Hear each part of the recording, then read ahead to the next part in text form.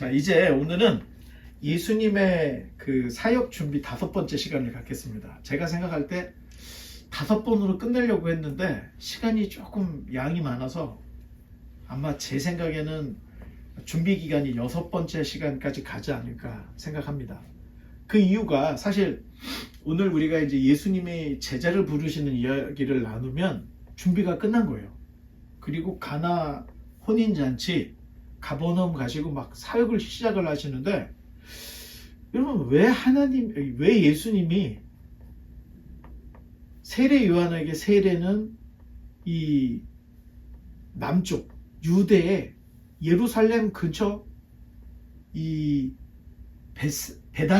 베다니에서 세례를 요한에게 받으시고 그 근처에서 광야에서 시험도 다 받으셨는데 왜 굳이 다시 갈릴리로 가셔가지고 왜 갈릴리에 있는 제자들을 부르셨을까? 그거 신기하지 않아요? 그리고 또 한 가지, 왜 하필 어부들을 불렀냐는 거예요. 그것도 신기하죠? 아니, 사실 요한복음 4장에 가면요, 예수님이 성전 청결 막 상을 둘러 엎으신 그 일을 하고 났을 때 니고데모가 저녁에 찾아옵니다. 그러면서 당신은 하늘로서 오신 선한 선생님입니다 하고 막 물어봐.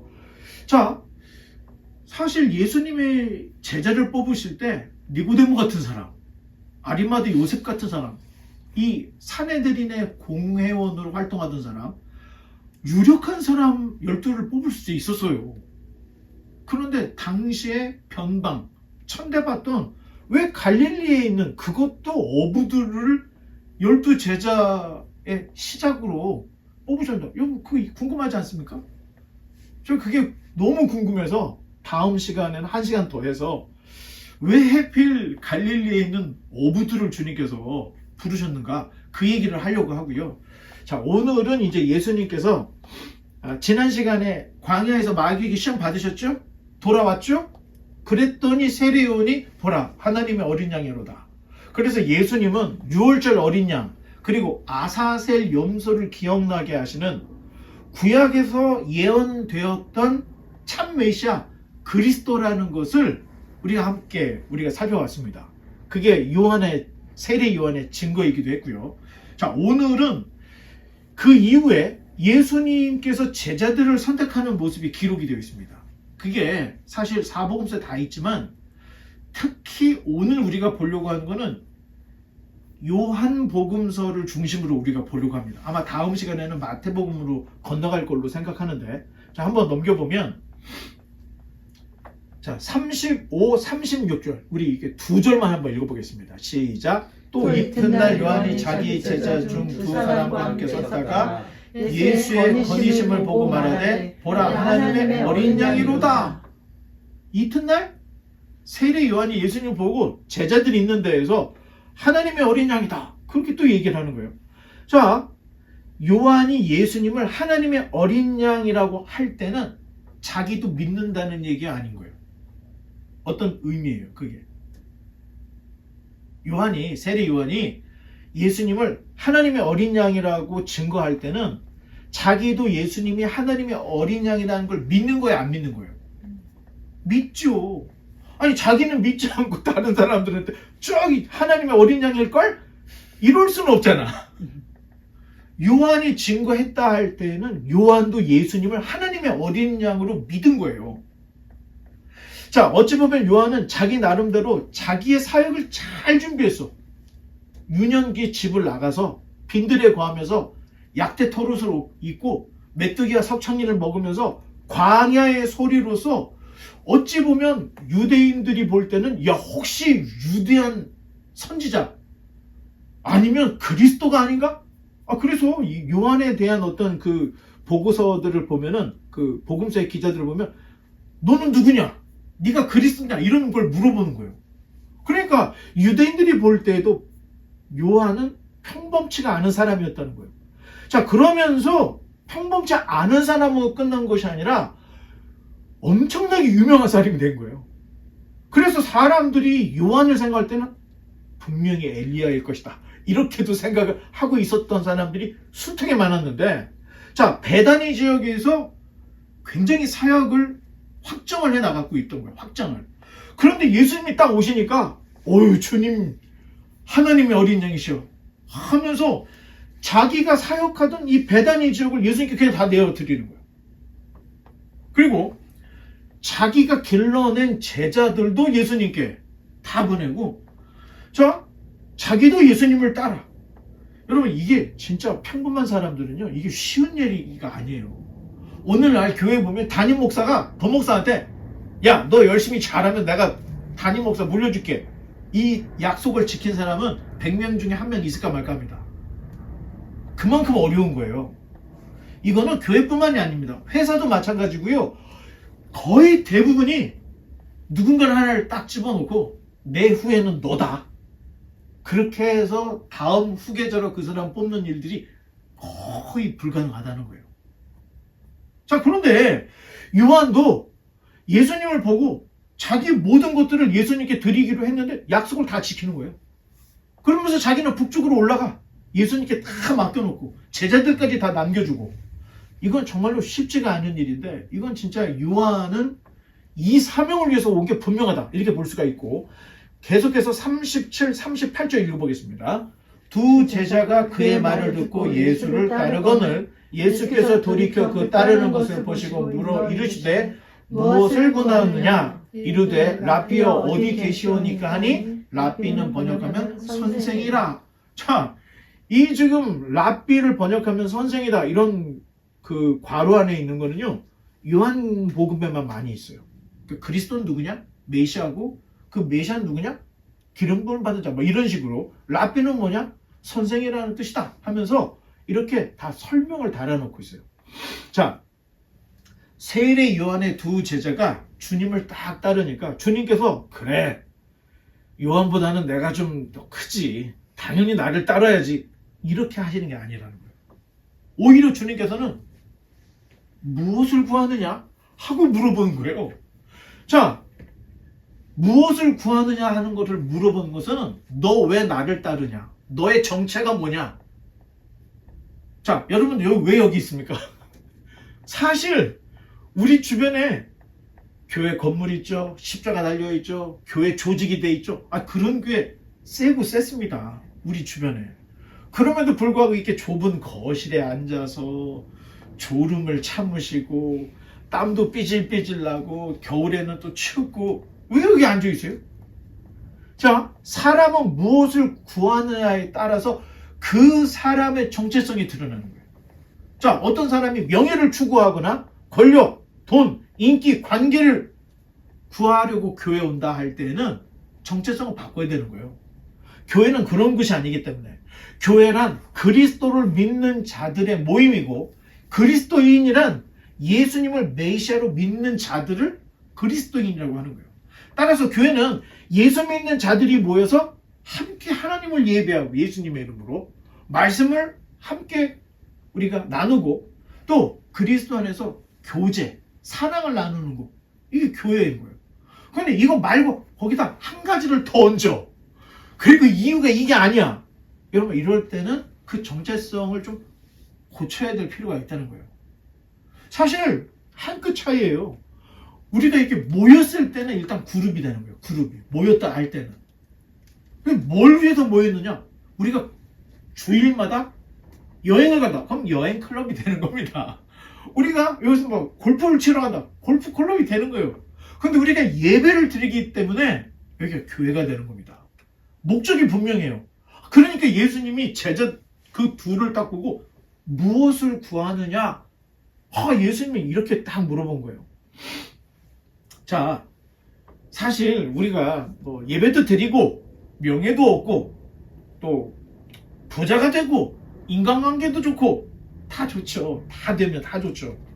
자, 그런데 내가 갖고 싶은 거를 다 가졌을 때 내 인생에 만족이 올 것인가 하는 문제입니다. 여러분 어때요? 진짜 죽어도 내가 진짜 이번에 내가 취직을 하면 소원이 없겠어. 취직이 됐어. 그거 6개월 못 갑니다. 그 행복. 내가 원하는 학교가 있어. 미친 듯이 바라고 막 했는데 됐어. 여러분 3개월 가면 내가 왜 여길 왔나? 이 고생을 내가 왜 사람 다 마찬가지예요. 자, 성경에 우리가 갖고 싶은 거를 다 가졌던 사람이 한 분 있어요. 솔로몬.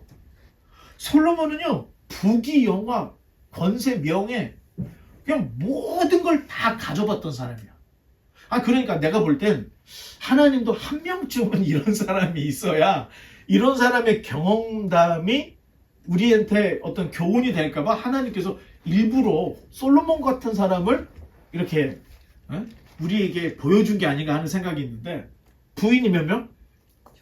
1000명. 솔로몬이 다스리던 이 예루살렘은요, 금은보화가 넘쳐 흐른 거야. 그 은은 금도 아니야. 은은 보석도 아니야. 딜에 발로 채이는 게 은이었다고 성경이 나와 있어. 그 정도로 이 예루살렘이라는 도시는 세계를 대표할 수 있는 부의 척도였다. 그런 도시였다는 거예요. 그뿐만이 아니에요. 솔로몬도 머리가 얼마나 좋고 탐구심이 많은지 정치, 경제, 군사, 이 물리, 수학, 생물 이런 것에 굉장히 빠삭했던 거예요. 그래서 자기가 책도 썼어요. 그런데 그 명성이 얼마나 대단했는지 아프리카에 있는 에티오피아, 그때 당시에는 시바라고 불렀는데, 이 시바의 여왕, 에티오피아의 이 여왕이 솔로몬의 지혜를 들으러 예루살렘까지 왔어요. 그러면서 솔로몬이 다 얘기를 하는 소리 들어보니까 그 시바 여왕이 하는 소리가, 야, 내가 솔로몬이 그렇게 대단한 소리를 듣고 와서 들어보니까 내가 들었던 솔로몬에 대한 소문은 극히 일부다.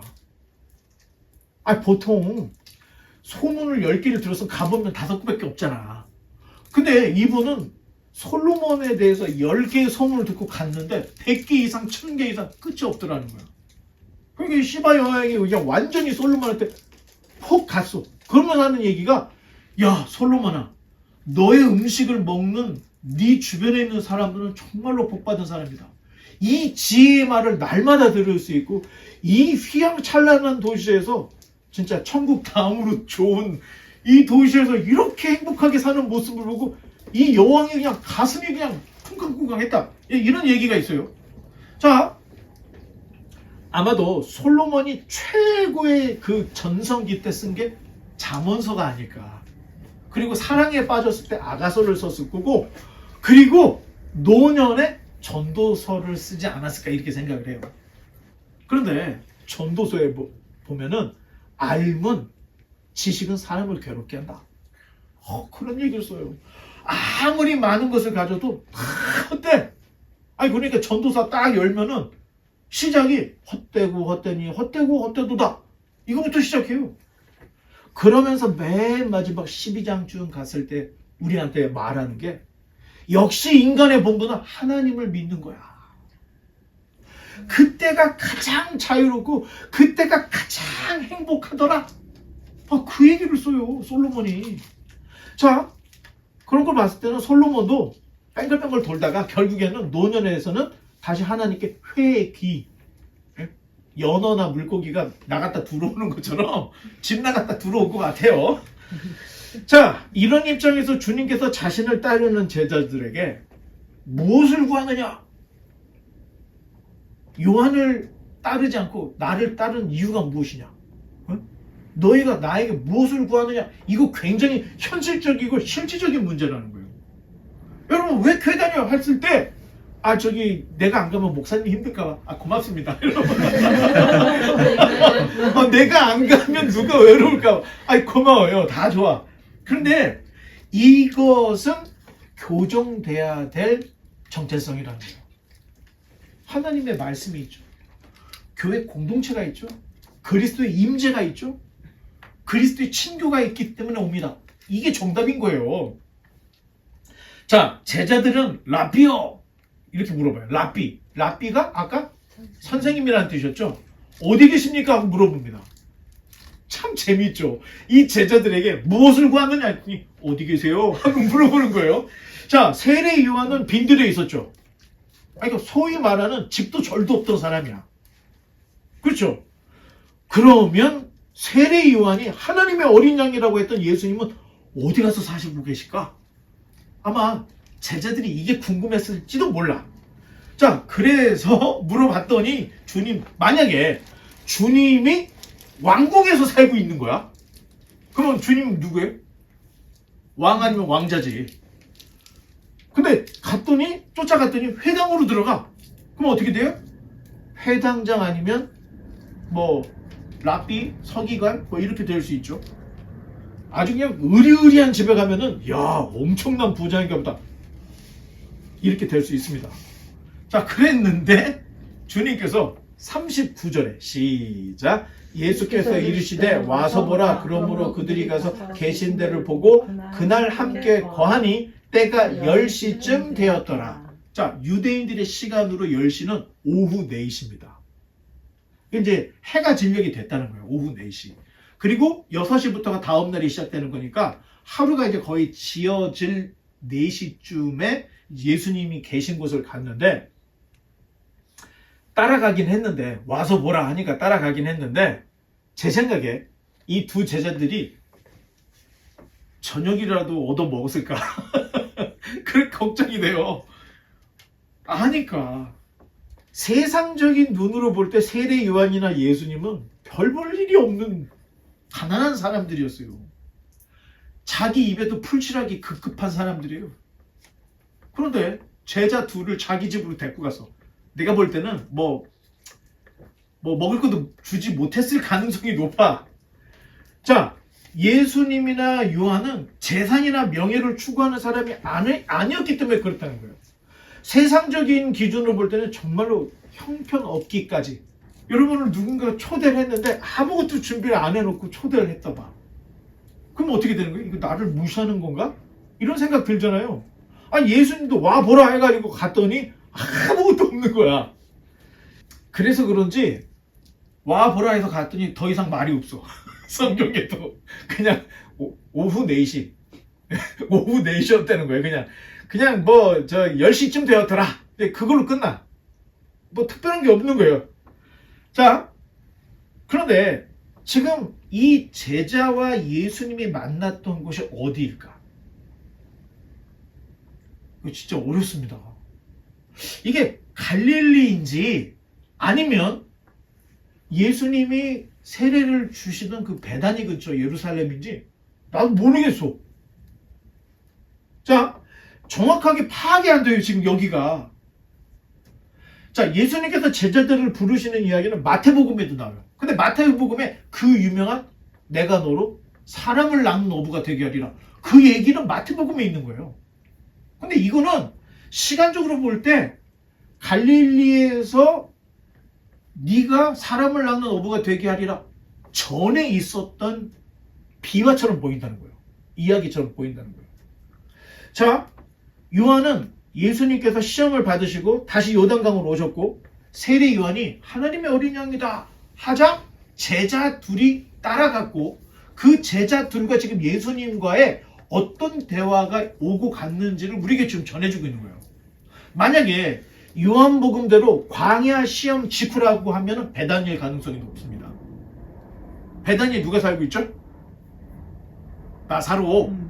죽은 나사로 마르다 마리아가 살던 곳이 이 베다니 근처였고 예수님이 어떤 누구보다도 가엾이 여겼던 사람이 나사로 이 마르다 마리아였던 거예요.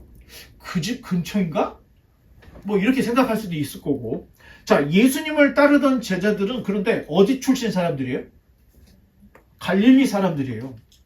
그러면 갈릴리 사람들이 베다니에 왔다 할 때에는 모든 유대인들이 지키는 절기 때가 되어서 갈릴리에서 이 유대 땅까지 절기를 지키려고 온 게 아닌가 생각해요.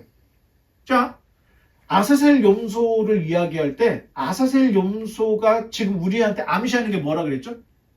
뭐 구약적인 이야기 말고 절기적으로 따지면 대속죄일 가능성이 있다. 이게 7월 초에 있어요.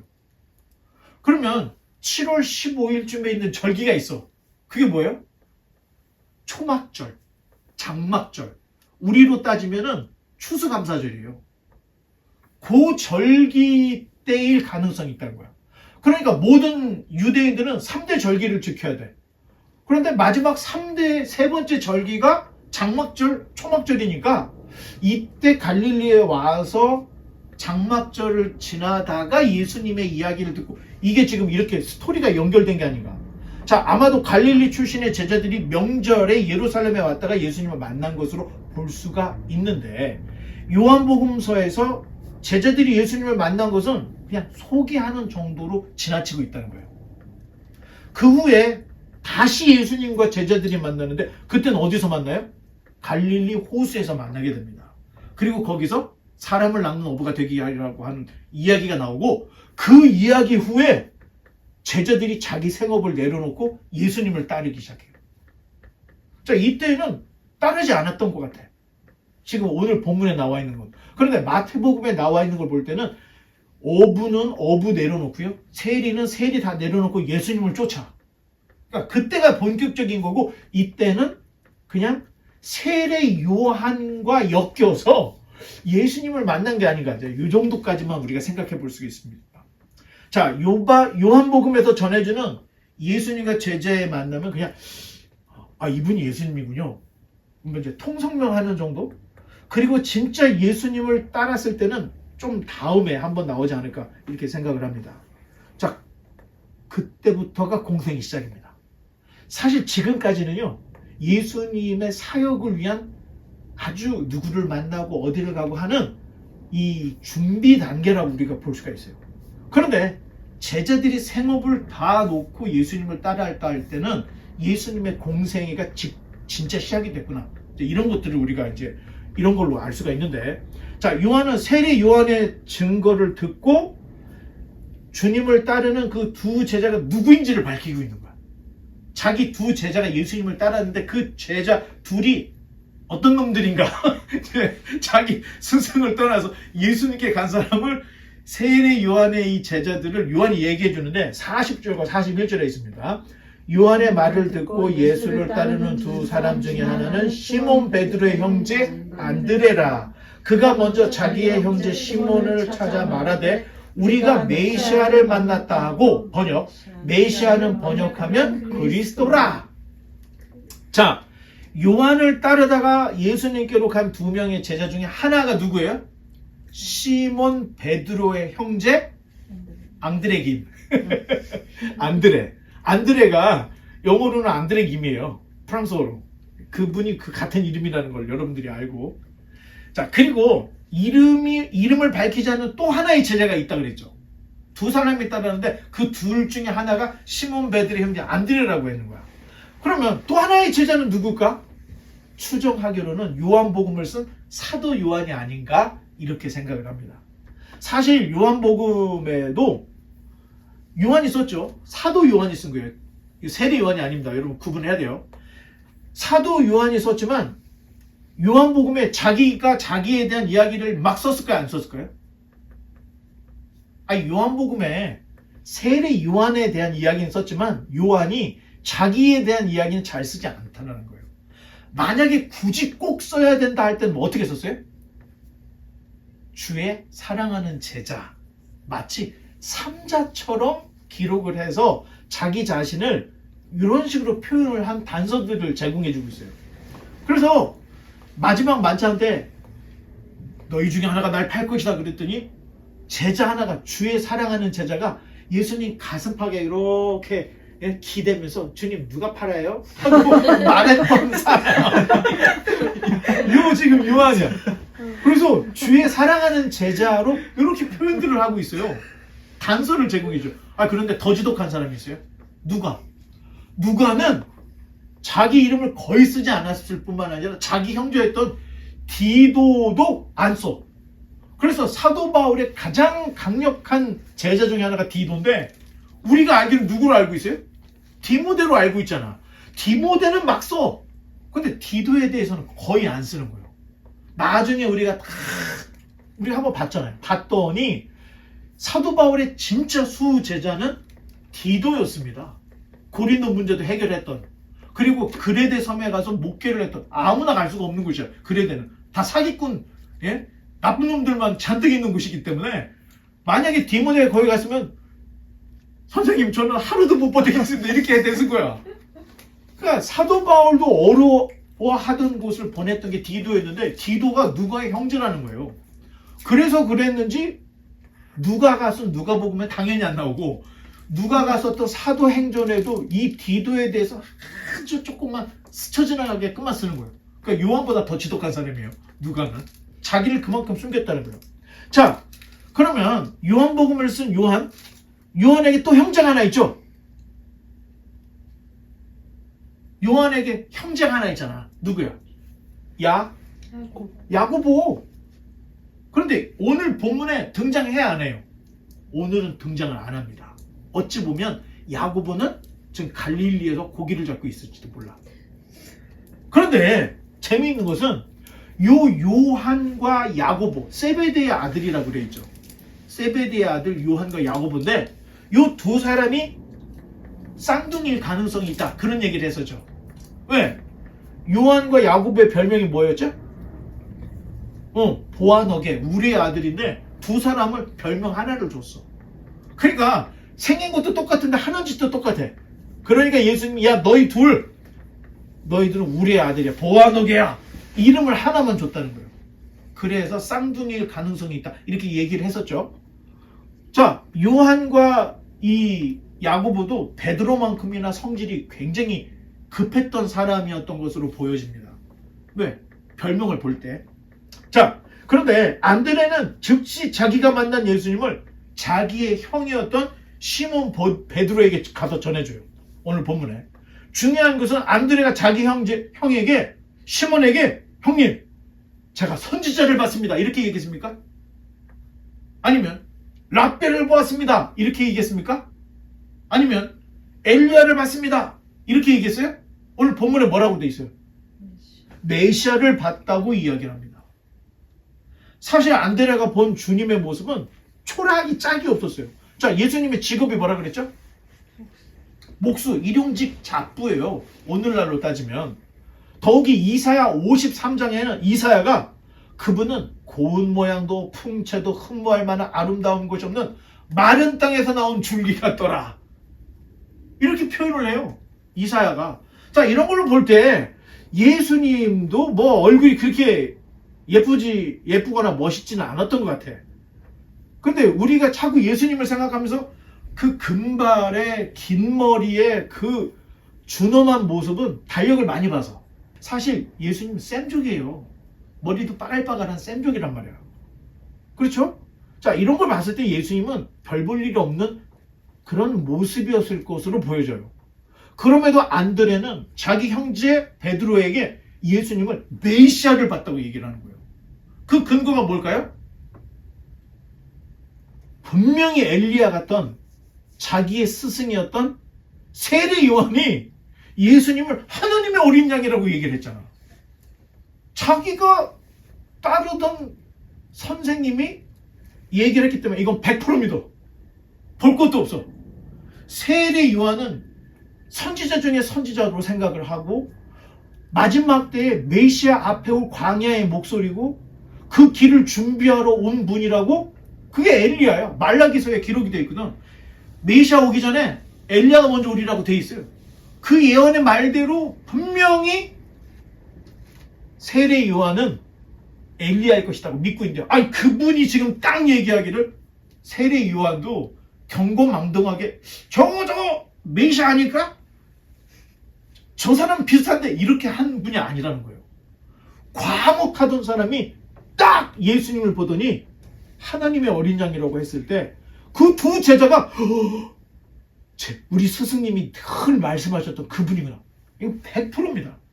그러니까 안드레가 시몬 베드로에게 가서 형님 나 메시아 봤어 하고 그냥 정확하게 얘기를 하는데, 자 42절입니다. 시작. 데리고 예수께로 오니 예수께서 보시고 이르시되 네가 요한의 아들 시몬이니 장차 게바라 하리라 하시니라. 게바는 베드로라 써있죠. 자, 베드로의 원래 이름은 시몬이에요. 시몬은 헬라어입니다. 그러면 아람어나 히브리어로 시므온이에요. 뜻은 하나님이 기도를 들어주셨다. 애를 하도 못 낳으니까 기도를 하다 애를 하나 낳은 거야. 그래서 이 이름을 시몬, 하나님 내 기도를 들어주셨다. 그래서 시몬이라고 졌을 거예요. 시몬이 그렇게 태어났으니까 원래부터.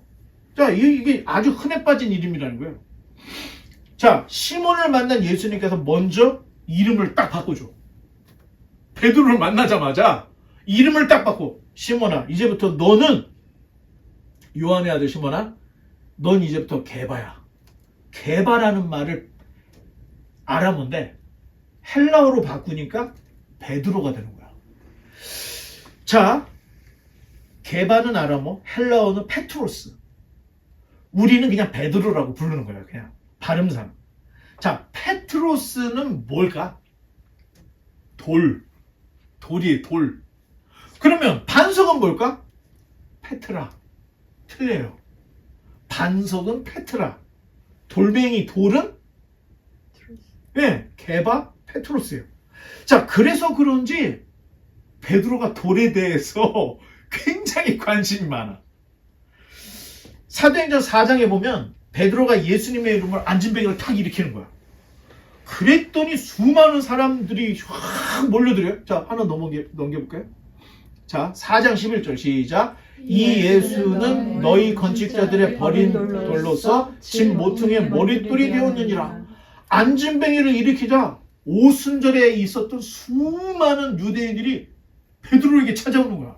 그러니까 베드로가 그 수많은 사람들에게서 너희가 매달았던 예수를 하나님이 살렸다. 그 얘기를 하면서 시편 118편 22절을 딱 인용을 해서 자, 한번 읽어보겠습니다. 시작. 건축자가 버린 돌이 집 모퉁이의 머릿돌이 되었다. 이거를 인용을 해서 자, 여기에서 건축자가 누구예요? 유대교를 지탱하고 있던 유대인들을 얘기하는 거예요. 너희들이 예수를 버렸지. 십자가에 달려 죽었지. 그런데 하나님께서 너희가 버린 그 돌멩이를 교회의 머릿돌로 삼았어. 시편 118편 말씀을 딱 아니 이걸 베드로라고 하는 사람이 지금 전직이 뭐예요? 어부예요. 어부였던 사람이 지금 시편 118편을 인용하면서 이 얘기를 한다고 할 때는 이거 노력을 되게 많이 한 겁니다, 여러분. 그냥 나온 게 아니라는 거예요. 자, 하나님께서 그 버린 돌로 교회의 머릿돌을 세웠다는 거예요. 자, 머릿돌은 다른 말로 모퉁이 돌이에요. 모퉁이 돌. 자, 유대식 건축에서 이 돌이 굉장히 중요해. 이 돌을 건물의 기초로 딱 하나를 세워. 머릿돌을. 그러면서 이게 모퉁이 돌이 되어서 이걸 기준으로 해서 양쪽 벽을 딱 세우고 그 벽이 딱 만나는 거야. 여기에. 그러니까 모퉁이 돌, 이 머릿돌이 없으면 건물을 지을 수가 없는 거예요. 중심이 되는 돌을 딱 놓고 그걸 중심으로 해서 벽을 쌓아서 벽이 딱 만나야 건물이 되잖아. 자, 신학적으로 이 모퉁이 돌 또는 머릿돌은 유대인과 이방인을 연결해서 하나님의 집, 하나님의 교회를 세울 하나님의 뜻이라는 것을 이 모퉁이 돌과 머릿돌로 해석을 하는 거예요. 지금 베드로의 신학이 대단하다는 겁니다. 후에 사도 베드로가 베드로전서 2장에서 이걸 다시 설명해요. 자, 넘겨보면 4절과 5절입니다. 사람에게는 버림바 되었으나 하나님께는 택하심을 입어 보배로운 산돌이신 예수께 나아가 너희도 산돌같이 신령한 집으로 세워지고 예수 그리스도로 말미암아 하나님이 기쁘게 받으실 신령한 제사를 드릴 거룩한 제사장이 될지니라. 자, 리빙스톤이라는 사람이 있죠. 영국의 선교사. 리빙스톤이 무슨 뜻이에요? 돌이긴 돌인데 살아있는 돌이라는 거예요. 산돌, 예수님을 얘기하는 거잖아요. 자, 베드로는 자신의 이름을 처음에 딱 봤을 때 예수님이 야, 너 이제 시몬이 아니고 베드로야, 게바야. 그걸 평생 잊지 못했던 거야. 왜 예수님이 나를 페트로스, 게바라고 부르셨을까? 베드로라고 불렸었을까? 이걸 계속 생각을 하면서 연구를 했겠죠. 베드로, 돌이라고 부르신 주님을 기억하면서 예수님을 똑같이 돌로서, 그런데 자기 돌이 아니라 살아있는 리빙스톤으로 생각을 하면서 머릿돌, 모퉁이 돌로 재해석을 하는 거예요. 이 산돌이신 예수님을 중심으로 교회가 세워졌다는 것을 베드로 전서에서 이야기하는데, 더 나아가서 또 버튼 한번 눌러보면 시작. 성경에 기록됐을 때 보라 내가 택한 보배로운 모퉁이 돌을 시온에 두노니 그를 믿는 자는 부끄러움을 당하지 아니하리라 하였으니 그러므로 믿는 너희에게는 보배이나 믿지 아니하는 자에게는 건축자들이 버린 그 돌이 모퉁이의 머릿돌이 되고 또한 부딪히는 돌과 걸려 넘어지는 바위가 되었다 하였느니라. 그들이 말씀을 순종하지 아니함으로 넘어지나니 이는 그들을 이렇게 정하신 것이라.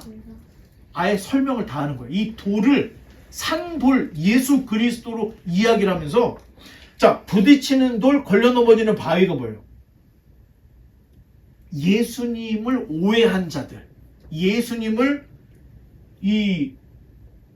받아들이지 못하는 사람, 그 걸려 넘어지거나 격돌하는 자들을 걸려 넘어지는 자 또는 부딪히는 돌 이렇게 표현을 하고 있다는 거예요.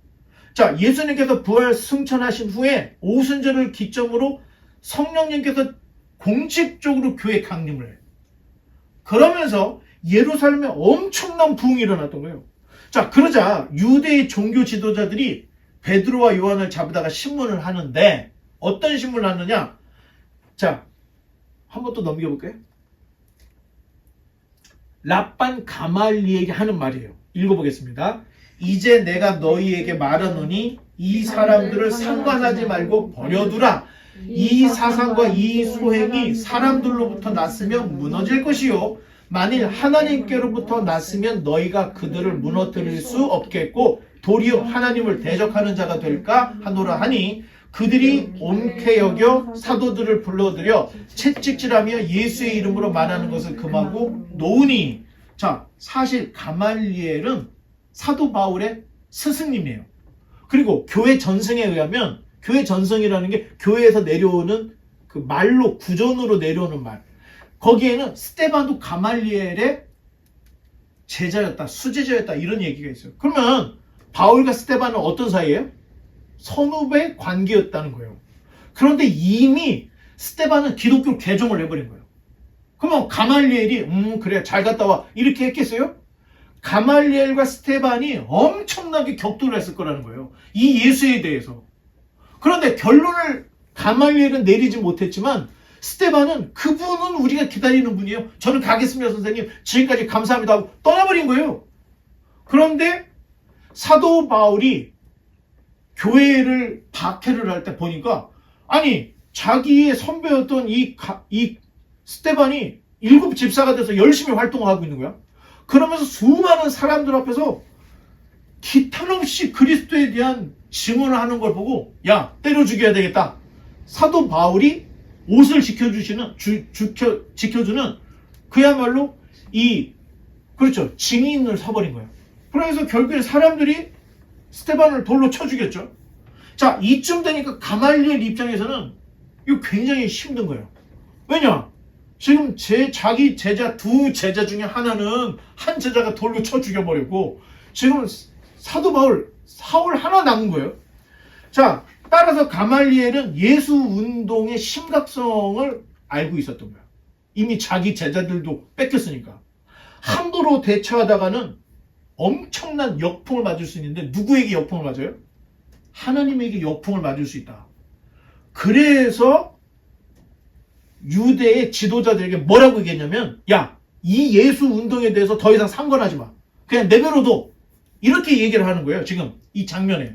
왜냐하면 사람의 소행이고 사람이 만든 일이라면 예수가 죽었으니까 금방 없어질 거라는 거예요. 왜냐? 사실 그 전에 얘기해보면 드다, 갈릴리, 유다, 반란자들이 일어났거든.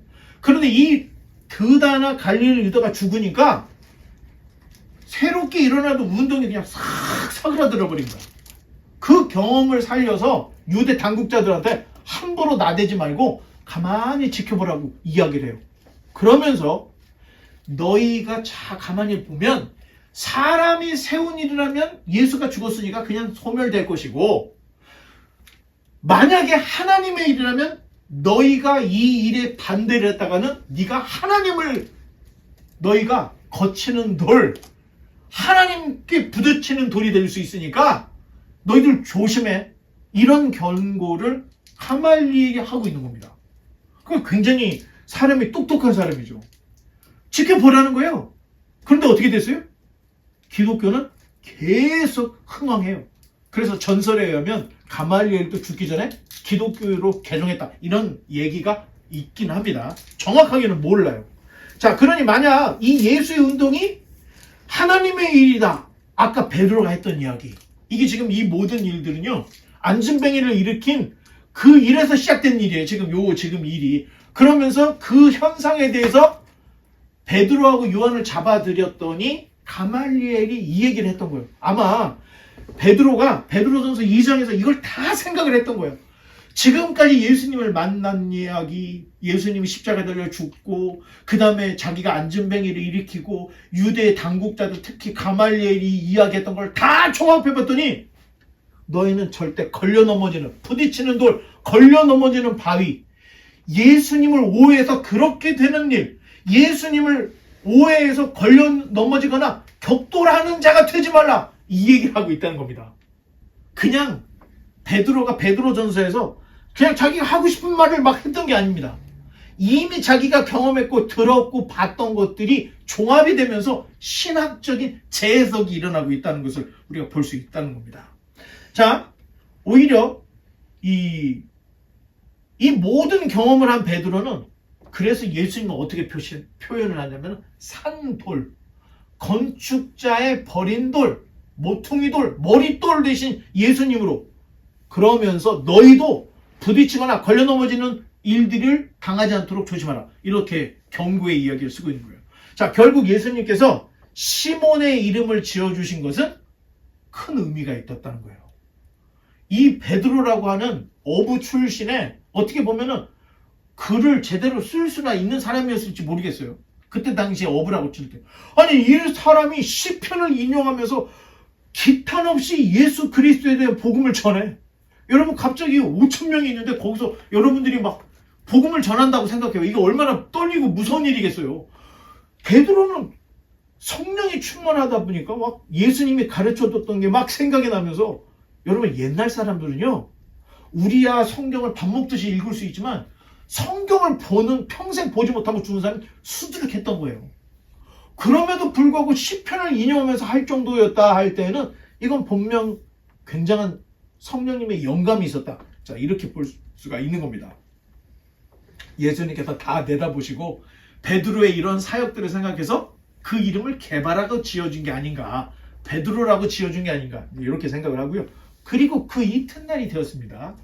43, 44절인데, 자, 여기를 보면 이튿날 예수께서 갈릴리로 나가려 하시다가 빌립을 만나 이르시되 나를 따르라 하시니, 빌립은 안드레와 베드로와 한 동네 베세다 사람이다.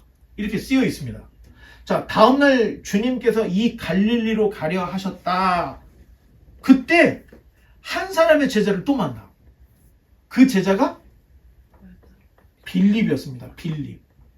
자, 빌립, 안드레, 베드로, 요 세 사람이 베세다 사람이라고 얘기해요. 자, 여기 보면은 베세다 있죠. 여기가 베세다야.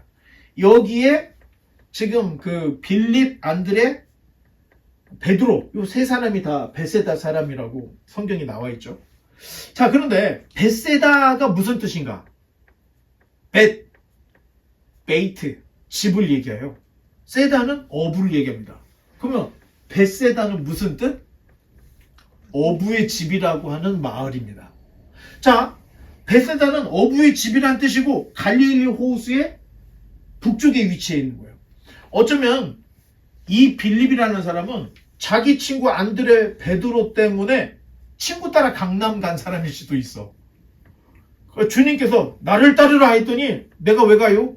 이렇게 할 수 있지만 보니까 안드레, 베드로가 있는 거야. 나를 따르라 그러니까 예, 알겠습니다 하고 그냥 따랐다는 거예요, 성경에. 자, 그러자 이번에는 빌립이 가만히 생각해 보니까 이분이 만약 베드로와 지금 안드레 얘기를 들어보니까 이분이 메시아라는 거예요. 그랬더니 딱 떠오르는 친구가 하나가 더 있는데 그 친구가 누구냐? 자, 45, 46절을 제가 읽어보겠습니다. 빌립이 나다나엘을 찾아 이르되 모세가 율법에 기록하였고 여러 선지자가 기록한 그 일을 우리가 만났으니 요셉의 아들 나사렛 예수니라. 나다나엘이 이르되 나사렛에서 무슨 선한 것이 날 수 있느냐? 빌립이 이르되 와서 보라 하니라. 그 장면이 있습니다. 자, 예수님께서 빌립에게 나를 따르라 하자 아무 말 없이 그냥 따랐는데 그때 떠오른 친구가 하나 있어. 자기보다 더 메시아를 열망하던 나다나엘이라고 하는 친구가 딱 떠오른 거야. 그래서 빌립이 나다나엘을 찾아서 가는데, 자, 나다나엘은 어떤 사람이냐? 자, 요한복음 21장 2절에 보면, 자, 읽어보겠습니다. 시몬 베드로와 디두모라 하는 도마와 갈릴리 가나 사람 나다나엘과 세베대의 아들들과 또 여러 제자 둘이 함께 있더니, 자, 요때가 언제냐? 예수님이 죽으셨다가 부활하고 난 이후에요. 갑자기 베드로가 나는 고기나 잡으러 간다 하고 갈릴리로 가. 그때 쫓아갔던 사람이 디두모, 도마, 그리고 갈릴리 가나 사람 나다나엘. 자, 나다나엘은 어디 사람이에요? 가나 사람이라는 거예요. 세베대의 두 아들은 베세대 사람, 다른 두 제자, 이렇게 해서 고기 잡으러 갔다는 얘기죠. 그런데 이 나다나엘이 12사도들 중에 나다나엘이 들어가 있을까요? 안 들어가 있을까요? 예수님의 12제자에는 나다나엘이라는 이름이 없어. 그리고 어떤 이름이냐? 바돌로메가 있네. 그럼 바돌로메하고 나다나엘하고 무슨 관계지? 자, 바돌로메라고 하는 그 이름은 바는 아들이라는 뜻이에요. 그러니까 돌려서 얘기하면 어떻게 돼? 돌로메의 아들이라는 거예요. 여러분 바디메오라고 들어봤죠? 디메오의 아들 소경 바디메오. 그러니까 디메오의 아들 바디메오예요. 자, 이 마가복음 16장 17절에 예수님이 베드로에게 바요나 시모나 이렇게 얘기해요. 바요나 시모나. 그럼 베드로의 아버지 이름이 뭐예요? 요나예요. 그래서 아버지의 이름을 할 때 이야기하는데 바돌로메 그러니까 돌로메의 아들이라는 뜻이라는 거예요. 자, 돌로메의 아들 이 바돌로메의 진짜 이름이 무엇인가? 나다나엘이었다는 거예요. 요한복음에 지금 나와 있는 이 5명의 제자들이 다 예수님의 12제자에 들어갔는데 아니 유독 나다나엘이 빠지고 바돌로메가 들어가 있는 거야. 그래서 학자들이 굉장히 피곤했죠. 그래서 이름을 따져보고 다 따져봤더니 결국에는 나다나엘이 진짜 이름이고 다른 이름으로는 바돌로메로 불렀구나. 그래서 다른 복음서 기자들 마태, 마가, 누가는 나다나엘을 바돌로메로 부르고 있고 요한만 진짜 이름을 쓴 거야. 나다나엘이라고. 그래서 이 나다나엘이 바돌로메구나. 이건 거의 모든 신약 학자들이 다 인정하는 얘기입니다. 그런데 빌립이 왜 나다나엘을 예수님께로 인도했느냐? 나다나엘의 친구인 빌립은 나다나엘이 얼마나 율법과 선지자에 기록된 메시아를 기다리고 있던 자인지 알았던 거야. 그래서 빌립이 나다나엘에게 가서 야, 모세가 쓴 율법, 선지자들이 썼던 그분이 나타나서 하고 말을 했던 거예요. 그런데 가나 출신이라고 그랬죠. 나다나엘이. 이 가나 출신 나다나엘이 갑자기 하는 말이 빈정되기 시작하는 거야. 나사렛에서 무슨 선한 것이 날 수 있겠느냐. 이런 얘기를 해요. 자, 그러면 나사렛은 여기 있죠. 가나는 여기 있습니다. 위치상으로는 뭐 한 3.5마일, 4마일 정도밖에 차이가 안 나는 곳에 있어요. 요 두 개 관계가. 그런데 굉장히 가까운 곳에 위치하고 있지만 가나와 나사렛이라고 하는 이 마을은 천지 차이였습니다. 가나는요, 인구가 한 1만 명 이상 정도 사는 큰 도시였던 거예요. 대도시였던 거예요. 여기에 회당이 몇 개나 있어. 그리고 이 가나에서 유명한 랍비들도 배출을 했던 곳입니다. 그러니까 가나는 뼈대 있는 마을이었던 거예요. 근데 이에 비해서 나사렛이라고 하는 곳은 다 합쳐봤자 한 150명에서 200명 모여 살고 있는 깡촌이었어요. 깡촌. 요세푸스, 유대인 역사가였던 이 요세푸스가 쓰는 이야기, 이 갈릴리 지역의 지명들이 나오거든요. 그게 지명들이 한 204개 정도의 지명들을 이야기를 해요. 그런데 나사렛은 안 말해. 그 정도로 숨겨져 있던 아주 작은 깡촌 중에 깡촌이었다는 거예요. 그러니 이 큰 대도시에 샀던 이 나다나엘, 가나 출신의 나다나엘 입장에서 깡촌 중에 깡촌이었던 나사렛에서 메시아가 나타났다 하니까 그냥 나사렛에서 무슨 선한 글이 날 수 있겠느냐라고 하는 속담을 인용해서 이야기하고 있다는 거예요. 이건 나다나엘이 말이 아닙니다. 그때 당시에 이 갈릴리 지역에 뭐 나사렛 뭔 얘기 막 나오면은 야 나사렛에서 무슨 선한 것이 나는 게 그때 당시 은어 내지는 속담이었다는 거예요. 참 재미있는 게 여러분 속담에 나오는 도시는 없는 도시예요, 있는 도시예요? 있긴 있다는 거예요. 아주 천박하고 아주 작은 미약한 도시다라고 하는 내용이 담겨져 있는 나사렛은 뭐가 나? 이렇게 나오는 얘기하고 똑같은 거예요. 자, 이런 걸로 볼 때 요셉의 아들 나사렛 예수다 이렇게 얘기를 해요. 지금 이 빌립이 나다나엘에게 그러면서 나사렛을 강조를 하면서 이야기를 하고 있는데 나다나엘이 바로 대받아치기를 나사렛에서 무슨 선한 것이 거기서는 선지자가 일어날 수가 없는 곳이야. 딱 받아쳤다는 거예요. 자, 굉장히 나사렛 하면은 괄시받는 곳이었어요. 그런데 성경에 보면은 야 어떤 선지자 했더니 나사렛에서 일어난 예수라는 선지자다. 성경에 종종 그렇게 나온다는 거예요. 자, 사람들이 그 얘기가 나올 때 이 나사렛에서 무슨 선한 것이 날 수 있겠느냐 이걸 생각했을까 안 했을까요? 다 생각했을 거라는 거예요. 이건 나다나엘만의 이야기가 아니라는 거예요. 자, 그런데 참 재미있는 게 이렇게 속담이라도 말이 나왔다 할 때는 사실 나사렛이라고 하는 이 동네를 역사적으로 발굴하기가 너무 어려운 거예요. 왜? 아니 너무 조그마니까 어디 있는지도 잘 모를 정도로 대충 추정하기를 그쯤에 있을 거다 해서 우리가 그냥 지도상에 나사렛을 여기다 갖다 붙인 거지 그렇게 큰 마을은 아니었다는 겁니다. 자, 그랬는데 나다나엘이 예수님을 딱 만나보더니 따르기로 결정을 해요. 넘겨볼까요? 자, 47절로 51절까지 시작. 예수께서 나다나엘이 자기에게 오는 것을 보시고 그를 가리켜 이르시되 보라 이는 참으로 이스라엘 사람이라 그 속에 간사한 것이 없도다. 나다나엘이 이르되 어떻게 나를 아시나이까? 예수께서 대답하여 이르시되 빌립이 너를 부르기 전에 네가 무화과 나무 아래에 있을 때에 보았노라. 나다나엘이 대답하되 라피오 당신은 하나님의 아들이시오 당신은 이스라엘의 임금이로소이다. 예수께서 대답하여 이르시되 내가 너를 무화과 나무 아래서 보았다 함으로 믿느냐? 이보다 더 큰 일을 보리라. 또 이르시되 진실로 진실로 너희에게 이르노니 하늘이 열리고 하나님의 사자들이 인자 위에 오르락 내리락 하는 것을 보리라 하시니라. 여기까지가 이야기인데 아마 나다나엘이 예수님의 우와 후광이 있네 이걸 봤을까요? 아닙니다. 나다나엘이 가지고 있는 소망을 정확하게 찔러준 거예요.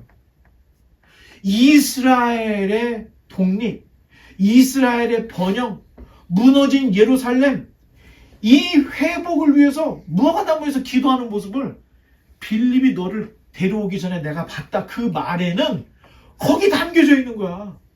여러분 대낮에 기도를 한다고 생각해봐요. 이건 보통 신앙심이 아니고서는 간절한 마음이 아니고서는 안 돼. 내가 지금 당장 내일 회사에서 잘릴 것 같아. 그러면 어떻게 해요? 하나님 다른 직업을 주시옵소서. 기도를 해야 되잖아. 그런 심정으로 나다나엘이 무화과나무 밑에서 기도를 하고 있는 걸 예수님이 봤다는 거예요. 자, 성경에는 정확하게 나다나엘에서 기도를 하고 있는지 아닌지는 몰라. 그런데 나다나엘이 참으로 세상에 오실 그리스도입니다 라고 말하는 걸 볼 때 자기 마음을 읽어준 거예요.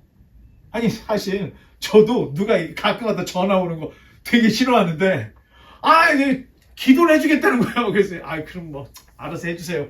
그러면 이분이 하더니 잠깐 기다리셔 하더니 기도를 하더니 전화하더니 당신 너무 단순하군요 하고 얘기를 하는 거예요 저한테. 그래서 솔직히 조금 기분이 나쁘더라고. 뭐하러 전화해갖고 이런 말을 하지? 근데 그분 뭐라고 그래요? 당신은 하나님의 영광을 위해서 삽니다. 그거 외에는 목표가 없는 사람이거든요. 아주 단순해요.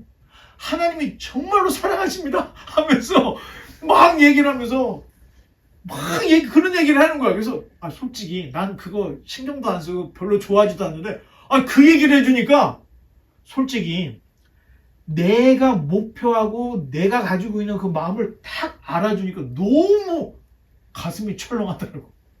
눈물이 핑 돌더라고. 아마 나다나엘이 그런 심정이 아니었을까 생각해요. 무화과 나무에서 이 나라를 위해서 기도를 하는데 예수님이 이 사람은 흠도 없고 점도 없는 참으로 이스라엘 사람이다 라고 하는 그 얘기를 딱 듣고 라비요, 당신은 하나님의 아들이시오. 당신은 이스라엘의 임금이로소이다. 딱 이거는 제가 볼 때 나다나엘과 예수님만 아는 커뮤니케이션이 있었던 것 같아요. 그래서 나다나엘은 예수님을 따르는 제자가 되기로 결심을 합니다. 자, 그래서 오늘 예수님을 따르는 제자가 몇 명이 됐죠? 두 제자가 있었는데 한 놈 이름은 안드레.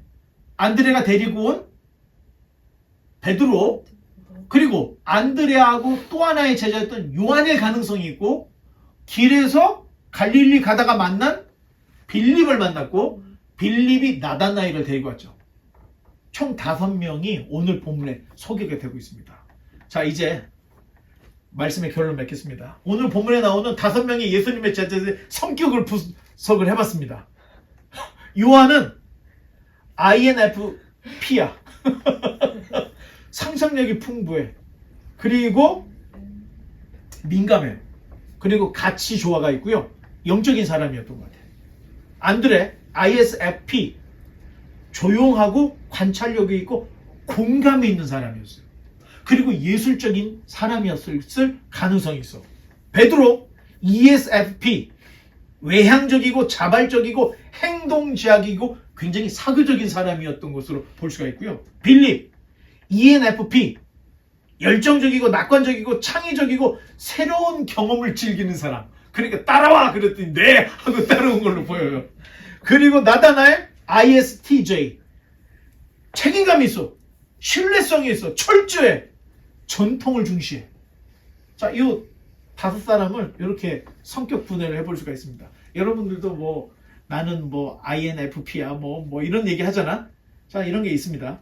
자, 5명의 제자들의 성격은 똑같아요, 달라요? 5명이 다 달라요. 예수님을 믿고 신앙생활 하는 데 있어서 성격은 그렇게 중요하지 않다는 겁니다. 그런데 재미있는 것은 이 다른 성격의 5사람이 어떻게 왔느냐는 거예요. 자, 요한과 안드레는 세례 요한이 예수님이 하나님의 양이다, 어린 양이다 그랬더니 요한이 인도해서 간 사람이에요. 2사람은. 베드로는 안드레가 인도해서 데리고 왔어요. 빌립은 길 가다가 채였어. 예수님 만나서 나를 따라 그랬더니 베드로하고 안드레가 있는 거 보니까 예 알겠습니다 하고 따라온 거예요. 나다나엘은 그 빌립이 데리고 왔다는 거예요. 성격은 다 다르지만 누가 누구를 다 이끌어주고 있다는 겁니다. 교회도 마찬가지라는 거예요. 누군가가 누구를 끌어주고 당겨주고, 이 친구가 저 친구 데리고 왔잖아, 저 친구가 이 친구 데리고 왔잖아. 이렇게 하면서 한 명씩 늘어. 그래서 그 많은 제자 중에 예수님이 12를 딱 선택을 합니다. 그리고 그 12 중에 최핵심이 누구예요? 베드로, 요한, 야고보 3명. 그리고 12명 외에 70여 형제가 있습니다. 70명의 제자들이 있어요. 그 70명 뒤에 누가 있어요? 120명의 제자들이 있고, 그 120명 뒤에 누가 있어요? 500의 형제가 있습니다. 그 뒤에는요, 예수님의 오병이어를 먹었던 사람, 예수님을 따르던 수많은 사람들이 예수님이라는 한 인물을 두고 3명, 12명, 70명, 120명, 500명 하면서 계속 늘어나. 결국에는 이 시작이 로마라는 나라를 기독교로 바꾸는 이런 역사까지 일어납니다. 그 기독교의 역사가 세계를 한 바퀴 뺑 돌았어요. 그게 지금 우리가 살고 있는 2000년의 역사를 지금 살고 있는 거예요. 사실 예수 운동은 이게 뭐 있지도 보일락 말락한 쬐끄만 일이 아니었다는 거예요. 세례 요한에서부터 연결이 했던 굉장히 거국적인 큰 사건이었다는 거예요. 그런데 그들의 목표는 자, 이렇게 열심히 모이고 이렇게 열심히 해서 국가를 독립시키자. 이게 목표였습니까? 예수님이 아까 얘기했죠. 무엇을 구하느냐? 너 왜 나한테 오는 거야? 그걸 물어봤던 것처럼 이 사람들이 모여서 하려고 했던 거는 유대의 동네? 아니었습니다. 잘 살아보자고 하는 새마을 운동? 이것도 아니었습니다. 그럼 뭐였어요? 하나님 나라를 지향하는 예수 그리스도를 따르자는 겁니다. 잃어버렸던 인간성을 다시 살리고 잃어버렸던 하나님에 대한 그 열정을 다시 일으켜야 한다는 것을 예수 운동을 통해서 일으켰던 거예요. 자, 그러니 성격에 관계없고 종파, 남녀노소, 가난, 부 이런 것들을 다 초월해서 모인 게 초대교회였던 거예요.